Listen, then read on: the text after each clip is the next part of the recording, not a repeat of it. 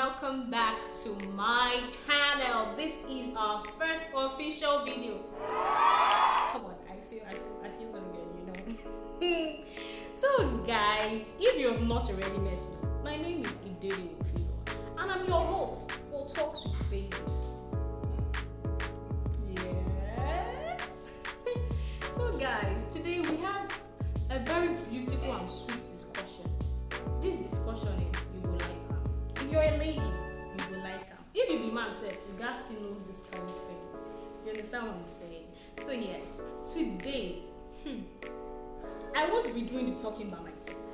Today, I have a guest that will be coming to break down this gist for us. These girls will dissect them so that we will understand. This guest will not only be enlightening us on this condition, she would be sharing our story while doing that. Yes, she'll be sharing our story. So guys, why don't you just sit back, relax, grab your popcorn while these our guests come and help us dissect this issue and explain this condition to us. So chill, babies.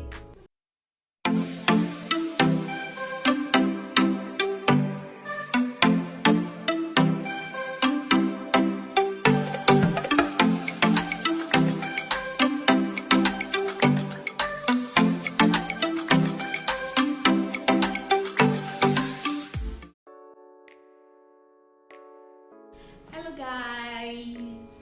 Okay, my name is Queen Esther S.A. Oboru. I'm a wife, a mother, I'm a medical practitioner. Pcos is polycystic ovarian syndrome.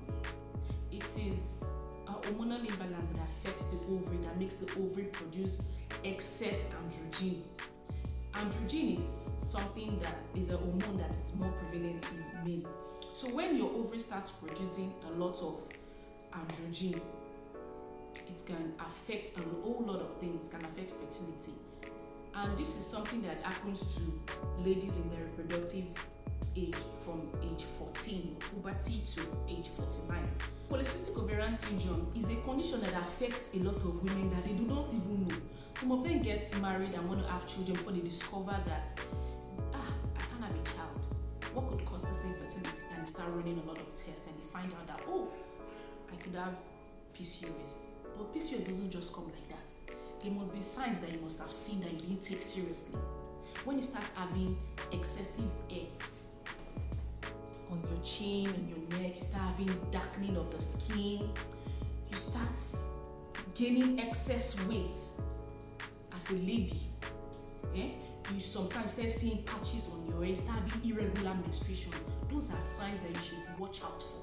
When you start having things like that, you need to go to the hospital and find out what is going on. You could have PCOS and you may not even know. So it's better to know this thing earlier. Okay, how did I find out and what did I do after that? In 2019, I discovered that, like I said earlier, these signs will be there. It will be there. I discovered that I started gaining excess weight. I'm a very curvy lady. So I noticed that I started gaining some unnecessary fat. I started having facial hair. I started having skin tags. I said, what's going on? Because of my medical background, I knew something was off. And I started having irregular menstruation, like your period become irregular. So I had to go to the hospital to run some tests, run some scans, ultrasound.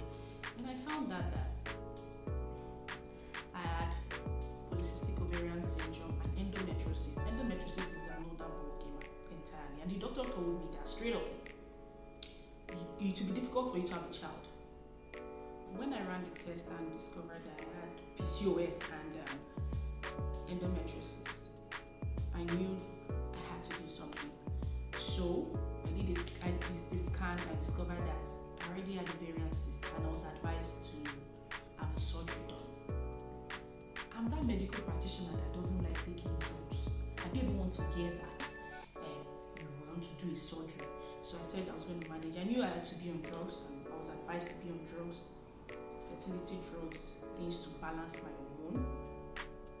Be spending a whole lot of money, 63,000 naira for a particular drug per month. I didn't find that funny. And I'm not a woman who likes to waste money. I'm very prudent with my cash. So I knew the only thing that could work for me now is God. It's only God that will answer me.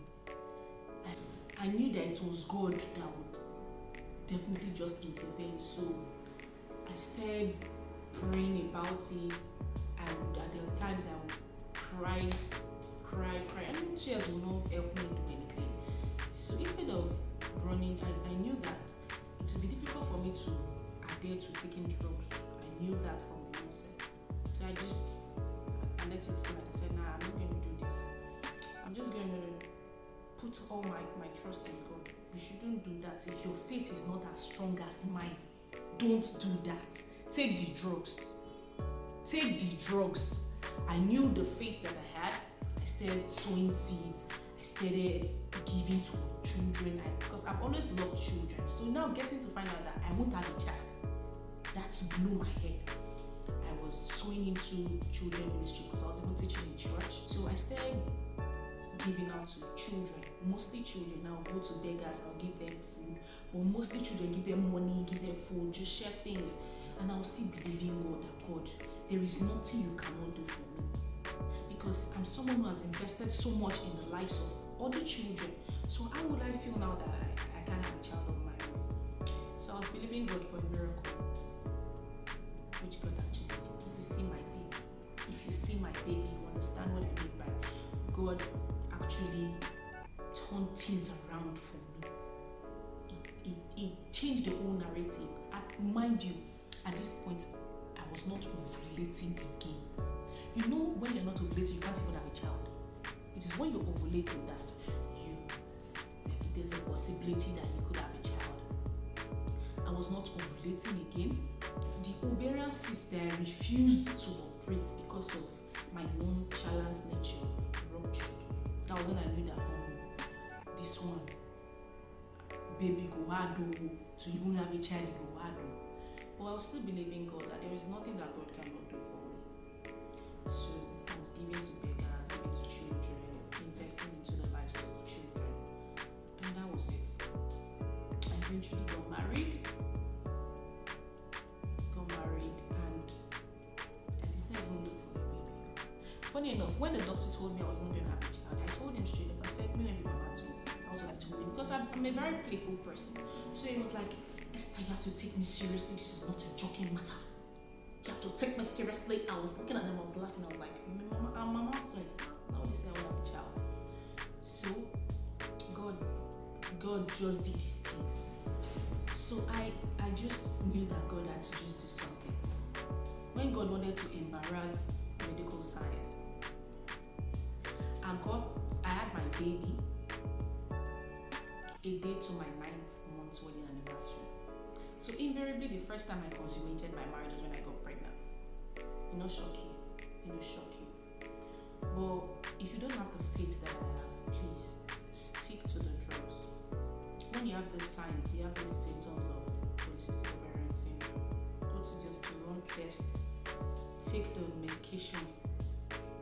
Just do your thing. Take the medication, take the drugs, follow strictly to what your doctors are telling you to do. Me, I get coconut head, I know the year word. So that was why I went through that route. And God just wanted to glorify himself in my life. He wanted to give me a testimony to tell the world. That was why maybe things went the way it did.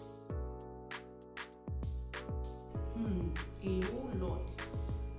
This thing affected my mental health. If not that I was intentional about myself. I noticed that because I was gaining some unnecessary fat, I started losing my curves. I was a very, I started losing my curves. I started, at some point I started having low self-esteem. But, God just got me. It affected me psychologically. I dealt with a whole lot of things. Pcos made me have gestational diabetes. Pcos made me have preterm labor. So I'm supposed to have my baby prematurely. But God has his way of doing things. This thing affected me. I would cry when I see some kind of things. PCOS PCOS affected me in a lot of ways. I started having anxiety. Psychologically, I started having anxiety. I started having low self-esteem. But I had to be intentional about what I was doing with myself. I had to start talking to myself, beautiful. I had to start talking to myself positively, putting into see. The devil was trying to make me feel terribly about myself on a daily basis, but I had to fight back. I had to start focusing on the word and telling myself what the word says about me. That was how I conquered this thing. It was not easy. Trust me, it was not easy. If you were going through this PCOS, polycystic ovarian syndrome, you rely on God. Rely on God. Do whatever makes you happy. Instead of going out, I've always been an indoor person. Instead of forcing myself to go out to interact with people, I started working on my body confidence. I started letting myself know that I'm beautiful just the way I am. Society will not define how a beauty should be. I looked at myself in the mirror and told myself, you are beautiful, you are drop dead gorgeous. You're beautiful, you're smart, you're intelligent. I started putting in a lot of positivity. I started reading books to help me, listen to audios to help me. And that helped me a lot. So on my final words, if you're dealing with polycystic ovarian syndrome and you feel you're adding so much fat, unhealthy fat, and you feel you're not beautiful, I'm going to tell you, you are beautiful just the way you are. You are beautiful, you are smart, you are intelligent, you're going to conquer nations. You're going to do great by yourself. Don't let the society tell you that you don't look beautiful because of your body weight. You are smart. Be confident in your own skin. Be confident in yourself. Love yourself beyond every other thing. Love yourself. Love your body. Love everything that relates to you. That would help you. Because depression is real. And you can get into depression. So don't even give the devil that space. And if you are one lady that you feel that you're having these symptoms, or my last words, you're having symptoms of polycystic ovarian syndrome, go to the hospital, run a test, do ultrasound, find out what is going on. Do not just sit down at home and feel that just because God did, I had a faith that worked for me. I do not know how strong your faith is, but hold on strong. You are beautiful. You will do great exploits. You will conquer nations, dear beautiful woman. PCOS will not take you down. Build your self-confidence. You have to let yourself know that you are beautiful just the way you are. You have to strike out low self-esteem. Inferiority complex. When inferiority complex sets in, you start feeling intimidated. And when you start feeling intimidated, you become limited. And you remain stagnant in one place. Open your mind. Let yourself know that you are beautiful. You feel beautiful in your own skin. If you cannot shed that excess weight, feel beautiful in that skin. It is not your fault. You have to understand that it is not your fault. And don't let the devil bring you down because of a particular condition. You are better than that. You will do great. I love you all. And just be you. Just be you. Just be you. Thank you so much for your time. Thank you so much. God bless you. And still all God strong. All God strong. All God strong. I know you enjoyed the discussion. Yes. If you did, please like, subscribe, and share this information. You don't know the person that needs it, so share it to your friends, to your family, to your loved ones, to make them, to enlighten them on this issue or this condition. Thank you very much for watching. And please, if you have anything or any discussion you want us to talk about on this channel, you can just drop it at the comment section, or you can send a message to us on our WhatsApp on 081 32 36 0047. Send out a message to our WhatsApp number and we'll give you guys the gist. You get what I'm saying? Thank you very much for watching. Like, subscribe, and share.